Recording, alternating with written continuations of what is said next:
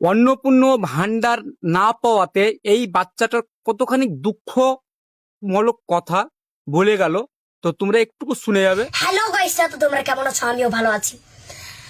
তো আমি ভেবেছিলাম ভিডিও বানাবো না, কিন্তু আমাকে বানাইতেই হলো। নমস্কার শুভেন্দু দাদু, তোমাকে আমি বলছি, তুমি খুব ভালো মানুষ আমি জানি।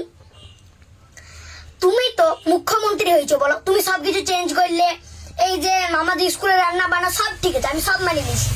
তুমি দেখো এতটাই ভালো মানুষ যে গরিব মানুষরা তুমি বুঝতে পারছো যে গরিব মানুষগুলো খেতে পাচ্ছি না, আমি টাকাটা ঢুকাই দিই 1 তারিখে। তো তুমি তো 1,30,00,000 মানুষকে টাকা দিয়ে দিছো অ্যাকাউন্টে, কিন্তু টাকাটা গেল কোথায়? আমাদের গ্রামের মধ্যে মনে হয় 90%-এর মধ্যে মানে 100% মধ্যে 90% মানুষ পাইছে, আর অর্ধেক পাইনি। সবাই বলছে যে টাকা পাইনি টাকা পাইনি। আমার ঠাকুমা আর আমার মাও পাইনি।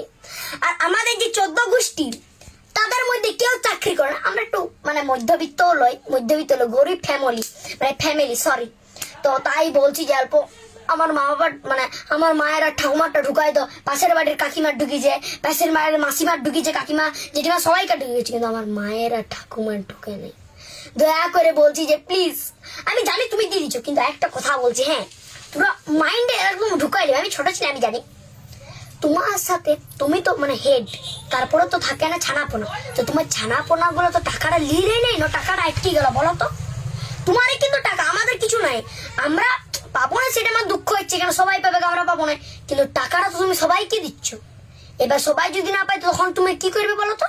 তখন সবাই ভিডিও বানাবে ফেসবুকে, তোমাকে মানে উল্টা পাল্টা কথা বলবে, কিন্তু কাজটা তো তুমি করো নাই বলো। তুমি অনেক ভদ্র মানুষ, নম্র মানুষ আমি জানি, কিন্তু একটু দেখো মানে যেখানে তুমি টাকা পাঠাইছো তো সেখানে একটু দেখি লাও। কেন বলো তো?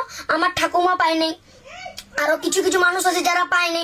দেখো আমি বলছি, আমি শুনলাম যতটা যে যারা বলছে যে আমি অনলাইনেই করেছি, শুধু আমি ইয়াতে করিনি, মানে অফলাইন করিনি, তো তাদের ঢুকে গেছে। আর আমরা অনলাইনও করেছি অফলাইনও করেছি, সবই করেছি। আমার তো মনে হচ্ছে না যে আমাদের কোনো ফর্মে ভুল আছে, তাহলে ঢুকলো না কেন এটা বুঝতে পারছি না। আর আমার মায়ের তো পুরো মাথা ব্যথা করছে, সবাইকে ঢুকে আমার মায়ের ঢুকবে না বলো? খারাপ লাগছে না?